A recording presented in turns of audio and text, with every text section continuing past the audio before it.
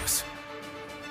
All right, here's the big breaking news right now. We have some new reporting coming in regarding the newly appointed Chief of Staff, John Kelly, and his response when he learned that President Trump fired James Comey, the then chief of the FBI. Shimon Prokupecz and Pamela Brown are here with us from our Justice Department covering all of this. And so, Shimon, what have you learned? Or Pam?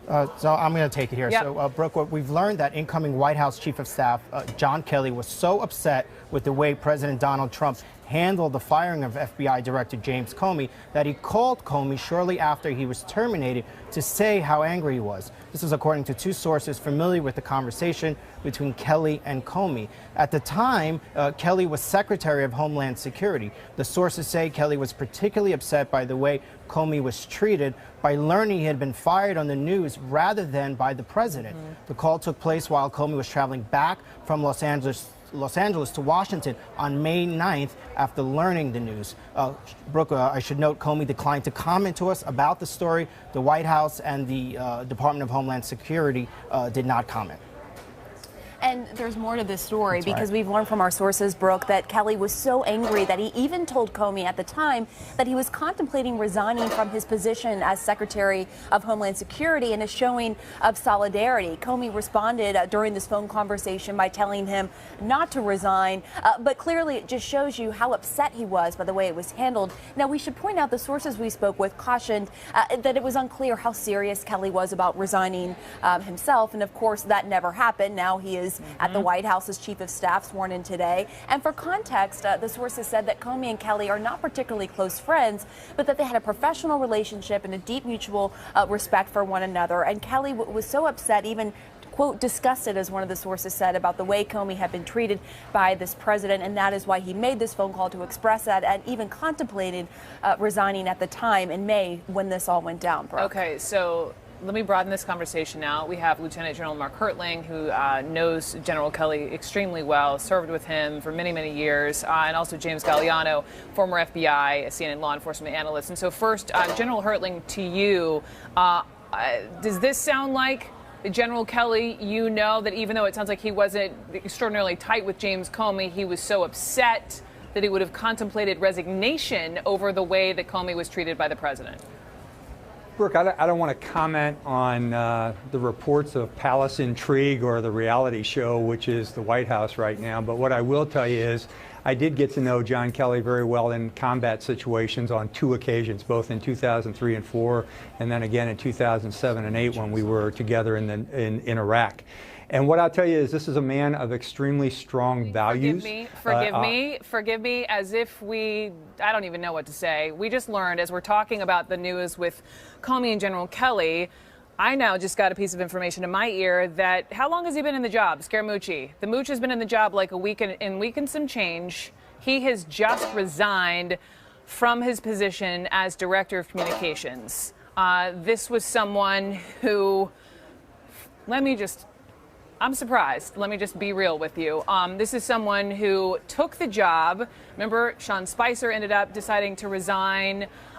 We know what's happened in the New Yorker interview, the profanity-laced New York interview with Ryan Lizza that Scaramucci did just a couple of days ago when he was speaking ill, not only about Reince Priebus, but also about Steve Bannon. This is extraordinarily significant. We're getting some folks. We're going to jump on set to go through this breaking news that Scaramucci has resigned. Caitlin Collins is at the White House. Caitlin, what? How did this happen?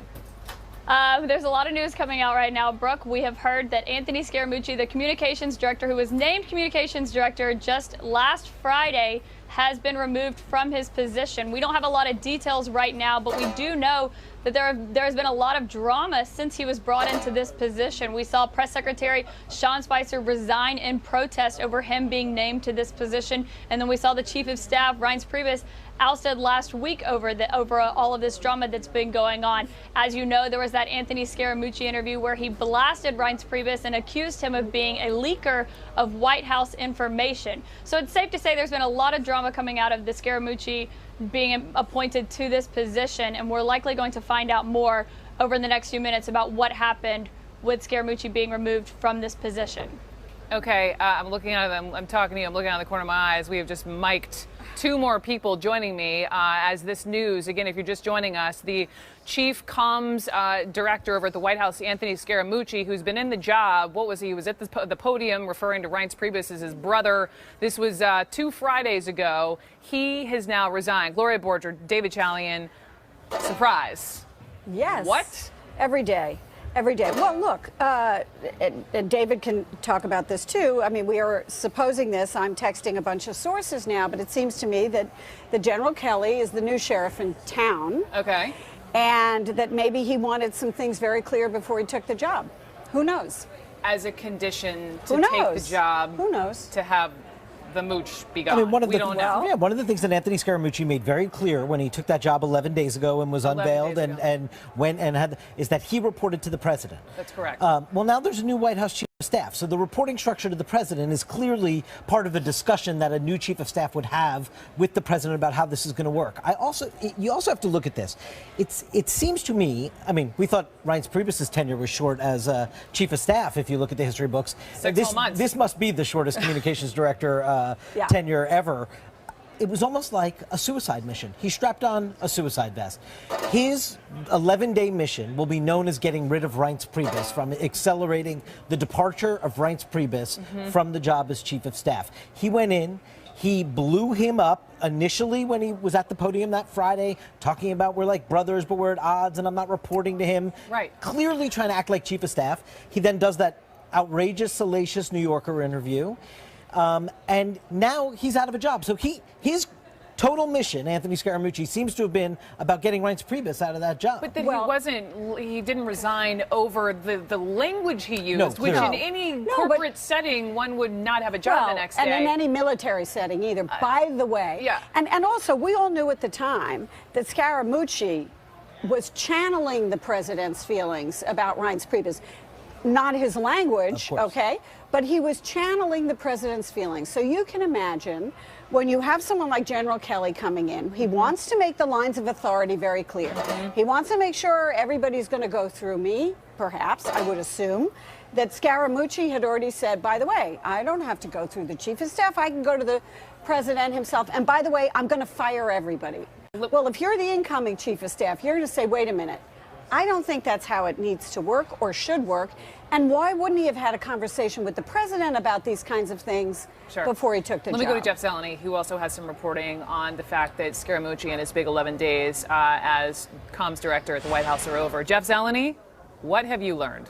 Brooke, we are learning that there will be a statement coming out shortly, we believe, certainly this afternoon, likely pretty soon, from the White House, explaining all of this.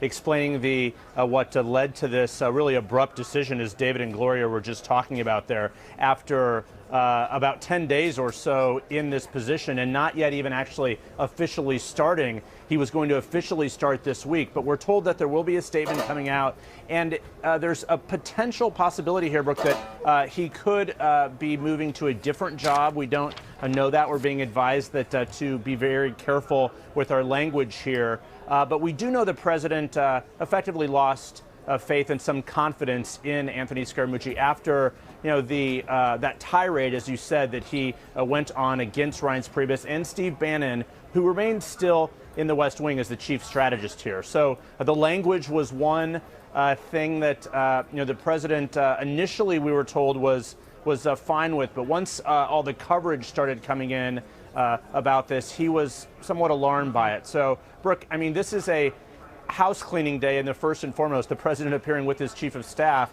And he did say that everyone would report to the chief of staff. He has the full authority here. Where, Brooke, this is the first big sign that, of course, includes Anthony Scaramucci. That has been a lingering question. Would he continue reporting to the president? Now it doesn't matter because he is out. And this is certainly a big moment. I would call this more than a reset. This is something that is a sign that people who have the president's ear are telling him that this was not a good thing to have Anthony Scaramucci as the communications director. And this is a moment we do not yet know if it was John Kelly's doing here, but we do know the president was dissatisfied and unhappy with Anthony Scaramucci. We heard that earlier today. So, Brooke, as we get more on this, we'll bring it to you, but keep an eye out for that statement coming shortly. We will keep an eye out for it, also keeping in mind that the White House was supposed to be having this on-camera briefing in just about an hour from now. We'll stay tuned to see if that happens, but I've got some more guests here. I want to bring in Pam Brown. Right. Pam Brown is our justice correspondent who has some news? I do. So I am told by a person familiar with the situation that Anthony Scaramucci went to the now Chief of Staff, John Kelly, and offered to resign. And John Kelly, of course, accepted, as we know. And the reasoning behind it, he said, is that he wanted to allow John Kelly, now as the Chief of Staff, to create his own team. That is sort of the reasoning that was given. But I think it's a significant sign in terms of how much latitude the new Chief of Staff has in this situation. The person I was speaking with made that point, that clearly this is sending a strong signal that John Kelly, as Chief of Staff, is in charge. He has a lot of latitude, and clearly Anthony Scaramucci went to him, offered to resign, and that's the end of it. He is now gone. But it also clearly reflects that President Trump lost confidence in Scaramucci as a spokesperson for him, as an image, as somebody whose image he thought was working to his advantage. If this, no doubt, John Kelly was able to build his own team, I have no doubt, but if President Trump thought Anthony Scaramucci's performance over the last 11 days was how he wanted to be seen and what he wanted to be, this would keep going even with a new Chief of Staff. But, he never commented about Scaramucci's vulgarity. He never said, this is inappropriate, this is unacceptable, because the message that Scaramucci was delivering about Reince Priebus and Steve Bannon, by the way, was clearly sanctioned by the President of the United States. So, there is a new sheriff in town. He's doing things a little bit differently, and I think he wanted to make it very clear, and Scaramucci offered it, as you're reporting, but I'm wondering whether that was what was behind required. That. Right. Jim Acosta, just adding voices to this whole conversation. Jim Acosta is our senior White House correspondent, also standing by with a little bit more news on the Scaramucci resignation after 11 days. Jim, what have you learned? Well, the president was insisting earlier this morning on Twitter that there is no White House chaos. I think we now have further evidence that nothing could be further from the truth. There is obviously White House chaos when a communications director is only on the job for 11 days and then has to resign after a profanity-laced tirade that dominated the news for part of last week. You have chaos here at the White House. Now, I was talking to a friend of Anthony Scaramucci just in the last couple of hours who was insisting that he was going to weather this storm, and that the story about him dog cussing some of the people here at the White House, that all of that was going to pass. Obviously, that did not pass, and as Jeff and others were pointing out in the last several minutes, there was this issue that General Kelly was going to have to deal with as Chief of Staff as to what to do with these rival factions inside the White House. Anthony Scaramucci represented one of those factions inside the White House, and that is the former campaign people who did not very much like the RNC people who had come in to help run this White House. People like Reince Priebus, the former Chief of Staff, Sean Spicer, the former White House press secretary.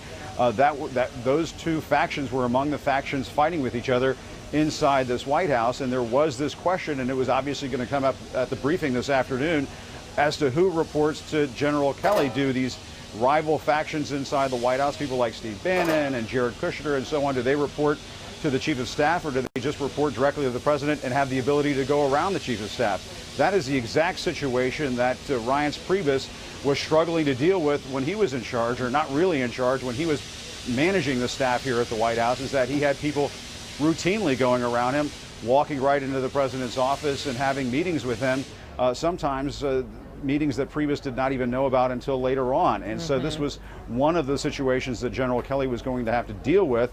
Now, I do understand from talking to a source who is close to the President, and this is not exactly talking about the Scaramucci situation, but that this is a pattern that sometimes happens over here at the White House, is where something flares up, the President says, well, no big deal, or he may even like that. And then later on, as he's getting feedback from other people, he sort of changes his mind and says, you know what, maybe this wasn't such a good thing.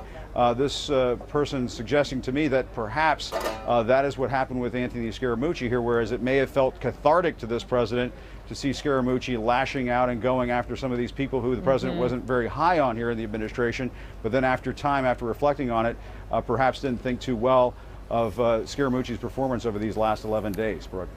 Maybe this was a condition, as Gloria was saying, we don't know yet, of General Kelly taking on this chief of staff job. But let me go back to Lieutenant General Mark Hertling. We were talking about the reporting on how, General Kelly felt when Trump fired Comey, and I had to cut you off. Forgive me. I never want to cut off a general. But, to get to the Scaramucci story, but I understand you've been listening to this whole conversation and this news, General, and you have been smiling. President Trump urging Congress to get back to work on health care, or he will, quote, let Obamacare implode. The president is also threatening to cut subsidies to Congress people and insurance companies that cover low-income Americans. Just moments ago, he tweeted this: if Obamacare is hurting people, and it is, why shouldn't it hurt the insurance companies, and why should Congress not be paying what the public pays? Let's discuss with Democratic Senator Chris Van Hollen of Maryland. He's a member of the Appropriations Committee. Senator, thanks so much for being here. Great to be with you, Allison. Let's start with that question that the president poses one more time. If Obamacare is hurting people, why shouldn't it hurt the insurance companies? And why should Congress not be paying what the public pays? What is the answer to that? Well, first of all, Obamacare is not hurting people. In fact, what would have really hurt people was if we had passed Trump Care. And we know from the nonpartisan Congressional Budget Office that that would have thrown tens of millions of Americans off of affordable care. Right, but not everyone is delighted with Obamacare, and that people have grave reservations about it. Allison, nobody has said it's perfect. We've said from the very beginning we need to improve the exchanges. The first order of business is for the president to stop trying to sabotage the exchanges. There are a couple things that are totally within the power of the Trump administration. Number one, the cost-sharing payments that you just mentioned. Those have been going on for a long time. He's threatened to cut them off. That has created uncertainty, and that's why you have insurance companies threatening to increase premiums. Number two, enforce the individual mandates so you don't just have sicker, more intense care patients in the exchanges. Three, make sure you advertise the fact that the exchanges are now open and people should enroll. Congress can then get back to the regular order, as Senator McCain said, and work on a number of other things to both strengthen the exchanges in the short term, but also we should work on things like reducing the cost of prescription drugs and other things that we can do on a bipartisan basis. The president seems to be suggesting that you in Congress, that members of Congress are sponging off the system somehow, and you don't deserve subsidies or any federal dollars. What's your response to that one? Actually, that's just flat out untrue. Members of Congress are in the exchanges like anybody else. Members of Congress are treated like every other federal employee that works for the United States government. So the president is actually just trying to stir the pot, as usual, on these issues. He doesn't have the facts on his side, as usual. I'm hopeful that you're going to have Republicans in the Senate and the House now saying that they want to work with Democrats. Time to ignore the president's tweets. The president has also, threatened Senate Republicans and said that they should go to a different voting system. Why don't we just focus on working together to improve the exchanges in the short term, and then work on these bigger issues like reducing the cost of prescription drugs? I think within the exchanges we should offer a public option in the exchanges. That would create more competition. It would drive down prices. One more thing on this, because we just had Congressman Chris Collins on, who wanted to remind everyone that the subsidies were, that House Republicans actually sued the Obama administration over these subsidies that the president seems very focused on, and that a district judge ruled that they were illegal because Congress didn't appropriate them. You're on the Appropriations Committee. How can you justify these subsidies that your committee, that Congress didn't ever approve? Well, the original legislation essentially directed funding for these payments, these cost-sharing payments, in order to provide stability in the exchanges. If my Republican colleagues want to join together and vote through the appropriations process to provide those payments on an annual basis, that's fine. Even better would be if Congress got together on a bipartisan basis to pass legislation that mandated the cost-sharing payments going forward. But as you indicated, the courts have asked questions about that. I should point out and decided, that, right? I mean, this district court decided that it was illegal. A lower court level made a decision, but and importantly, they did not direct that the payments end. That is really important. I mean, they made a decision, but they said the payments can continue as that case was contested in the higher courts. So there's nothing to prevent the president at this point in time from continuing the cost-sharing payments. In fact, he's been doing it, but he's been doing it on a month-to-month basis instead of providing the certainty that everybody needs going into the fall. So he's been doing that. And there's no reason for him to stop doing that now, other than the fact that he might want to sabotage the system. Senator, I want to read to you, there's another new tweet from the president that just came out. I've not read it yet, so we're going to put it here, I think, on the screen so that we can all read it together. Highest stock market ever. Best economic numbers in years. Unemployment lowest in 17 years. Wages rising. Border secure. No White House chaos. Your response? Well, let's just start at the end. I mean, obviously, there's incredible chaos in the White House, which is why they're bringing in General Kelly. I think the struggle for General Kelly is going to be that normally a White House chief of staff has to try and organize the staff. In this case, you have a commander-in-chief who is totally out of control, tweeting at all hours of the day and night, and there's no consistency to the policy. I should point out that when it comes to the economy, you're continuing to see what you saw under the previous administration, which is continued growth. But the reality is there are lots of Americans who are still being very squeezed between rising costs and flat paychecks, which is why, Allison, the Democrats on a bicameral basis, House and Senate, have put forward a plan to focus on the economy, to focus on bread and butter issues, and come forth with concrete measures we can take to improve the economy, improve jobs, and also wages. Well, look, I mean, I think his point is that despite whatever's going on in the White House, the stock market is having a banner month or banner run, the highest ever. Unemployment rate has dropped to the lowest in anyone's memory, recent memory at least. So, I mean, I think that the president would say his point is that things on that front seem to be working. Well, as I say, there are millions of Americans that are really hurting. The reality is that what you're seeing under President Trump is a continuation of what was a steady decline in unemployment. You saw that beginning under the administration of Barack Obama. They had a record number of months of economic growth, and that is continuing under President Trump. The trajectory that began under President Obama, both in terms of jobs and reducing the unemployment rate. Stock market was up under President Obama as well. But that doesn't mean that there aren't millions of Americans who aren't hurting. The reality is folks at the top are doing very well. Yes, if you've got a lot of money in the stock market, you're doing just great. But everybody else is being squeezed, and people are working harder than ever. The gains are going to the top 1%, folks at the very top. Yeah. Everybody else is seeing flat paychecks, or they're falling behind, which is exactly, Allison, why we put forward a plan to begin to address those issues so we can grow the economy, but also do it with more shared prosperity. Senator Chris Van Hollen, thanks so much for taking time to be on New Day. Thank you. John.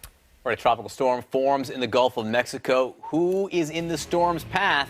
That's next. Out.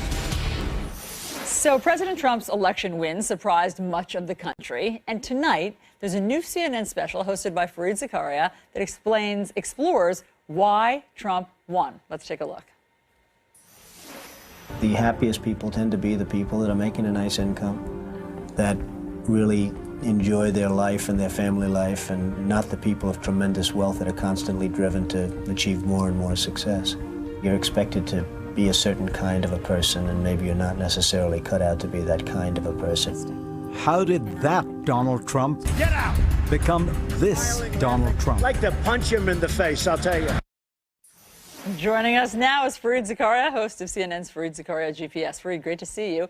Answer your own question. How did that sort of, what we see there looks like a more gentle, sort of romantic Donald Trump talking about how love should prevail over ambition and work become the candidate Trump we saw there? I think what you see in that part of the documentary is the sort of reinvention of Donald Trump. You begin to realize that the person he is now is a carefully honed persona that he created through trial and error, taking advantage of opportunities. And I think there are a few key moments in his life. The first is he began to realize the power of celebrity and the value of celebrity. And The Apprentice for a while, not as much long as he says, was the #1 show, 28 million people watching it. I think that made him realize, my God, this is powerful stuff. That's when he really gets out of the real estate business and goes into the branding business. But then he also starts feeling the currents of America in very much an intuitive way. I don't think he had any articulated sense. And he began to feel a few things. The anger against politicians. Remember, he runs on the Reform Party. He tries to run on the Reform Party ticket for a while. And then he begins to see the toxic energy on the far right. Remember, his first political moves are birtherism. Absolutely. And he knew that the election of a black president had stirred a kind of ugly racial animus among some people, probably a small subset, but he knew a way to get directly to them. So all of it combined, and it was the man met his moment. The point at which Donald Trump is elected is literally the low point in trust for politicians in Washington. It's a 50-year low. And that's when Donald Trump, so he got his timing right, which all great performers need. About the man right there, and we saw that crippler lover, not a fighter moment. But then there's the moment. Talk to me about the moment, Fareed, the sort of socioeconomic hunger that existed, or to an extent still exists in the United States. I think the part of it that I was most impressed by in doing the research for this is we know about the economics, we know about the hollowed out factories and the coal mines, and what I was struck by was the other two factors. So that's, if you will, capitalism. The other factor is culture, a real sense of cultural alienation that older, white, non-college educated Americans have, the sense that their country is changing because of immigrants, because maybe blacks are rising up to a kind of central place in society, because of gays being accorded equal rights, because of, frankly, a lot of working women. Everybody is sort of muscling in on a territory that, if you think about it, the white working man had. But the final one is class, social class. We don't talk about it a lot, but the election of Donald Trump is really a kind of class rebellion against people like us, educated professionals who live in cities, who have, cosmopolitan views about a lot of things. And I think there's a whole part of America that is sick and tired of being told what to do by this, overeducated professional elite that Hillary Clinton in many ways perfectly represented. And that's why they're sticking with him. Yes, and that's why when Democrats think, oh, how long can this go on? Surely the chaos will mean that he would never be reelected. Those factors that you're talking about that got him elected haven't changed. They still exist in the foreseeable future to 2020. I think that if you think about one of those Trump voters, imagine what it would mean for them to say, you know what, I was wrong about Donald Trump and the New York Times was right. They're not going to do that. They're going to, there's a lot of stickiness to his support. So what shakes that then? If anything, Fareed, does it have to be a different view of what America has become to them, or a sense that President Donald Trump has failed to deliver on the things that they were expecting him to deliver on? It's a great question. The research shows that people don't vote so much on policy issues. I mean, there are studies that show at the end of an election, you ask people what party stood for what policies, and about more than a third get it wrong. They think the Democrats are for repealing the ACA and the Republicans are in favor. What they vote for is, does this guy get me? Does this person know me? Is he the kind of person? We have David Brooks on the program saying, what they ask themselves is this party full of people who look like me, who are like the people I hung out with in high school? And that's almost like a tribal team loyalty. So I don't think that, I don't have a good answer for what will shake it. I think what could change it is if you found a Democrat. Not the Democrats all sitting there worrying about what exact economic policy they should have and should they be more, left-wing. I think the key is, can you connect? Bill Clinton had very, kind of centrist policies, but he connected. A white working class voter looked at him and said, this guy gets me. And unfortunately, they didn't feel that way about Hillary Clinton. So while we have you, So much happening, obviously, internationally between Russia, North Korea. What do you think 6 months in, how President Trump, I mean, just today, because there seems to now be a different stance towards Russia, obviously, if he's signing the sanctions bill. North Korea, once again, this weekend, just launched another ballistic missile. How do you think the Trump administration is doing with these international crises? Well, to be fair, in some cases, they have handled, the policy response has been appropriate, measured. You know, if you think about this Russia one, if you look at the Syrian case, the problem is, I think that it is mostly because of delegation to a few good people like Jim Mattis. There is no strategy at all. The White House is essentially in chaos or paralyzed. In Russia, they've completely boxed themselves in. They can't follow any policy other than a hardline policy, because if they try to do anything cooperative, people are going to wonder why is Trump being so nice to Russia, and he has only himself to blame for that. But my point is, in many of these areas, because they did not have a strategy, because the president still does not know the details. So on North Korea, you know, the idea that gratuitously insulting China by tweeting against it is going to get you anywhere is highly, highly unlikely. So I feel like there hasn't been much damage done yet, but the process feels very chaotic, very ad hoc, very improvisational, and we're lucky in that we have not still faced. You know, one of the things about the Trump administration to remember is we have not faced a recession, we have not faced a serious international crisis. So all the chaos and dysfunction you're seeing, that's just without having really encountered any external problem. Thank goodness. Fareed, thank you very much for all of that. Be sure to tune in tonight for Fareed's special report, Why Trump Won, 10 p.m. Eastern, only on CNN. Thanks so much for previewing it with us. We're following a lot of news this morning, so let's get right to it. General Kelly will do a good job. He will bring some order to the West Wing. President Trump hits the reset button. All right, President Trump facing several foreign policy challenges, Russia's retaliations against new U.S. sanctions that are on the way, and North Korea's latest ballistic missile test. So how will the Trump administration respond? Joining us, former director of both the NSA and CIA, CNN National Security Analyst General Michael Hayden. General, thank you so much for being with us. You know, the situation with Russia right now, with Vladimir Putin saying he will kick out 755 people who work for U.S. interests in the embassy staff in Russia right now. How would you assess the current status of the U.S.-Russia relationship? Well, John, it's about as dark as it's been in several decades.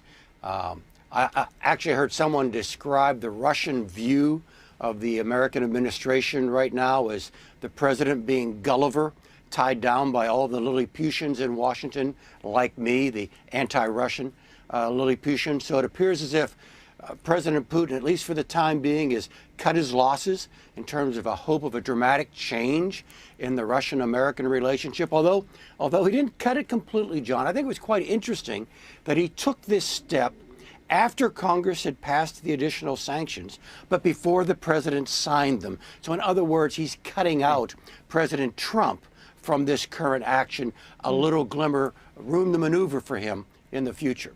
So what does that mean? It means that you think he's not holding President Trump responsible? Well, I think he's seeing that President Trump is unable to change the direction, the overall direction of American-Russian relations. And so as a matter of style, of keeping options open, the timing, doing it now, not waiting until the president has signed the sanctions, gives him a bit of an opening to play a card perhaps sometime in the future, Allison.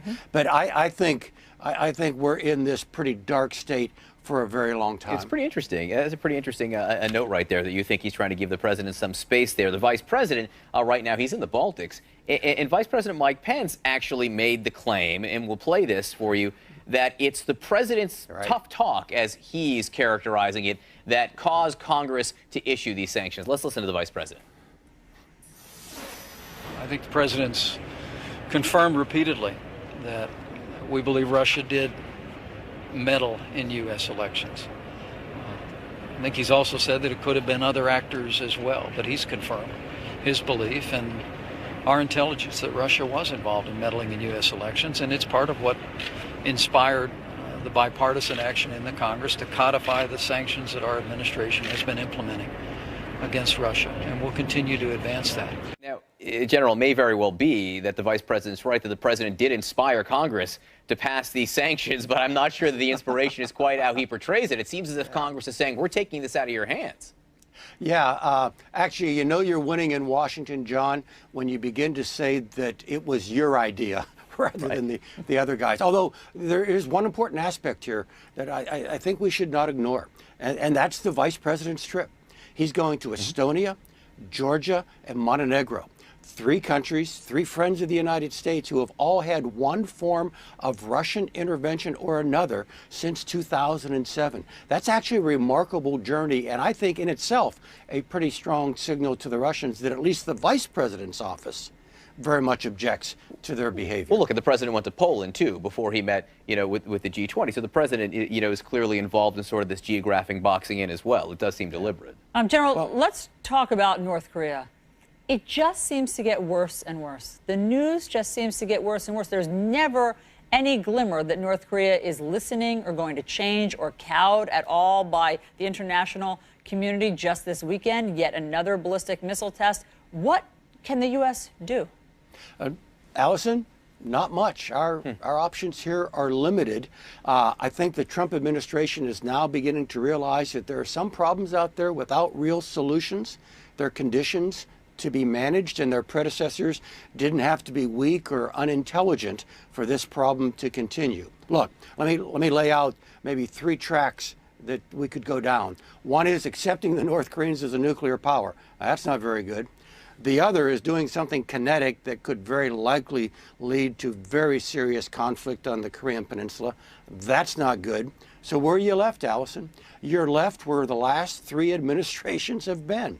Diplomacy, sanctions, and perhaps bucking up the defenses of ourselves and our friends in the region. That's where we are. General, can I ask you a question? Do you think Kim Jong-un, and to a lesser extent Vladimir Putin, and other leaders around the world are watching what's going on in the United States, sort of the chaos that has existed in the West Wing over the last week specifically, but longer in some cases, and seeing that as something they can take advantage of? I think that might apply more to Putin than to Kim Jong-un. I think Putin sees things on a more global scale. He's actually a clever tactician, even though he might have some strategic weaknesses. For Kim Jong-un, John, I think this is an inevitable logic for the survival of the North Korean regime. So Allison teed this up by saying they don't seem to pay attention. They don't seem to respond. No, they know what they have to do. And I think this course is set. We can moderate it. We can slow it. Perhaps we can even cap it. But these guys are going to be a nuclear power. Well, here's what President Trump tweeted about this, and I want to get your response. He says, I'm very disappointed in China. Our foolish past leaders have allowed them to make hundreds of billions of dollars a year in trade, yet they do nothing for us. With North Korea, just talk. We will no longer allow this to continue. China could easily solve this problem. Your response to some of those theories? Yeah, a couple of thoughts immediately come to mind, Allison. Number one, there isn't enough chocolate cake at Mar-a-Lago to convince President Xi to fundamentally change the Chinese approach to North Korea. That's baked into the Chinese definition of self-interest. The other part of the tweet, though, I think is even more interesting, and that's the president beginning to link the Chinese-American commercial relationship with Chinese behavior against North Korea. That's a big step, and we'll see if the president actually carries that out. And would it be a good idea to carry that out and hurt China somehow on trade? Well, I mean, that's the kind of decisions that the National Security Council usually tees up for the president. It's the kind of decision in which there are no easy answers. Do I gain here, but what do I give here? The Sino-American relationship is rich and complex, and careful decision-making if you want to put this in jeopardy in order to pressure the Chinese to do that. Right. Well, we'll have to see. General Michael Hayden, always great to talk to you. Thanks so you. much. So also overseas, deadly protests on the streets in Venezuela after the country's controversial election. What is happening this morning in Venezuela with the... And Allison Camerata. Good morning, everyone. Welcome to your new day. Chris is off this morning. John Berman joins me here in studio. Big day, big week. Great to have you here. So President Trump hitting the reset button after one of the most chaotic weeks of his presidency. In just hours, the new White House Chief of Staff, General John Kelly, will be sworn in. And the standoff between President Trump and his embattled Attorney General will be on display today. The president is set to meet face-to-face with Jeff Sessions at a cabinet meeting this morning. And as far as we know, the first time they've spoken since the president started saying out loud that he wishes maybe he were gone. All this as President Trump faces several foreign policy threats. Russia's Vladimir Putin has ordered the U.S. to cut its diplomatic staff by more than half in retaliation for new sanctions. And North Korea's latest missile test has President Trump intensifying pressure on China to do more to stop that country's nuclear ambitions. We have all this covered. I want to begin with CNN's Sarah Murray live at the White House. Good morning, Sarah. Good morning, John. Well, it is John Kelly's first day in a very big job. He'll be sworn in later this morning, followed by a cabinet meeting. And of course, the question on top of everyone's minds is, can Kelly actually bring order to this very wild West Wing? Reince is a good man. John Kelly will do a fantastic job. President Trump turning to retired four-star General John Kelly for help rebooting a stalled White House agenda and reining in a chaotic West Wing. That's after Reince Priebus became the latest in a string of high-profile Trump officials to be pushed out in the first 6 months. I think the president wants to go a different direction, wants a little bit more discipline, a little more structure in there. It remains unclear how Kelly's appointment will impact the chain of command at the White House, and if the former Homeland Security chief will exert any influence over the president's own behavior, including his use of Twitter. You have to let Trump be Trump. Anybody who thinks they're going to change Donald Trump doesn't know Donald Trump. The president remains at odds with many in his party over his repeated public attacks on Attorney General Jeff Sessions. Well, it's kind of hurtful, but the President of the United States is a strong leader. The two men are expected to come face-to-face today at the president's cabinet meeting. Trump also turning to health care this weekend, blasting the Senate's failed efforts to dismantle Obamacare, tweeting, "Unless the Republican senators are total quitters, repeal and replace is not dead." Despite the fact that it would have had no impact on Friday's defeat, the president also urging GOP leadership to change the Senate's rules so legislation can pass with a simple majority, saying that Republicans look like fools who are just wasting their time. You know, I said from the beginning, let Obamacare implode and then do it. Trump also threatening to end subsidy payments to insurance companies and even eliminate some health benefits for members of Congress if the bill is not passed. What he's saying is, look, if Obamacare is hurting people, and it is, then why shouldn't it hurt insurance companies and, more importantly, perhaps for this discussion, members of Congress? Senator Susan Collins, one of 3 Republican senators who voted against repeal, says Trump's threats wouldn't change her vote. We need to go back to committee, to the Help Committee and the Finance Committee, identify the problems, carefully evaluate possible solutions through hearings, and then produce a series of bills to correct these problems. Now, in addition to the domestic agenda and organizational issues, John Kelly is also going to be coming into this White House confronting a number of foreign policy challenges, including these escalating threats from North Korea, but also the U.S. relationship with Russia. We are still waiting to hear when President Trump will be signing this sanctions bill against Russia. Back to you guys. Okay, Sarah, thank you very much for all of that. Let's bring in our political panel to discuss it. We have White House correspondent for Bloomberg News, Margaret Talev, and CNN political analysts John Avlon and Alex Burns. Great to see all of you. Happy Monday.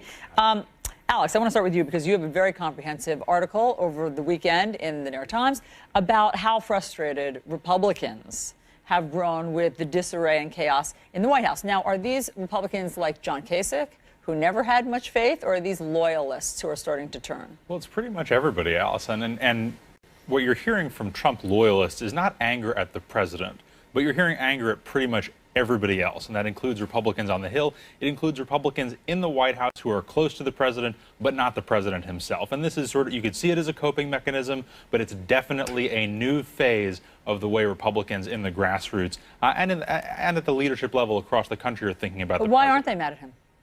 Well, they see him as a newcomer to Washington who's received a lot of bad advice and has been mistreated by Republicans on the Hill. Whether they are right about that or not, I do think that if you sort of play out the next couple steps of this, if you listen to what the president has been saying about Congress over the weekend, you can see that we're potentially headed for a pretty big collision between the forces behind the president. Appreciate it very much. Let's get some reaction. Mike Rogers, first to you. What do you think?